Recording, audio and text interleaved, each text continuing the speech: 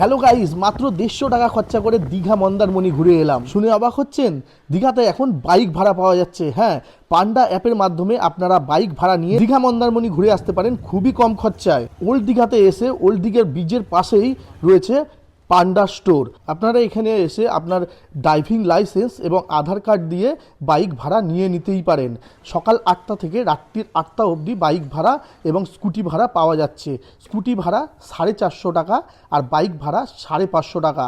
আর মাত্র 150 টাকা তেল ভরে আমরা দীঘা, মন্দারমণি, তাজপুর, উদয়পুর এবং শঙ্করপুর, নিউ দীঘা, ওল্ড দীঘা, মোহনা সমস্ত স্থান আমরা ঘুরে আসলাম মাত্র 150 টাকা তেল ভরে। পান্ডা বাইক রেন্টাল সার্ভিস থেকে আপনারা বাইক যদি আজ রাত 8টায় ভাড়া নেন তো আগামীকাল রাত্রির 8টার মধ্যে জমা দিলেই চলবে।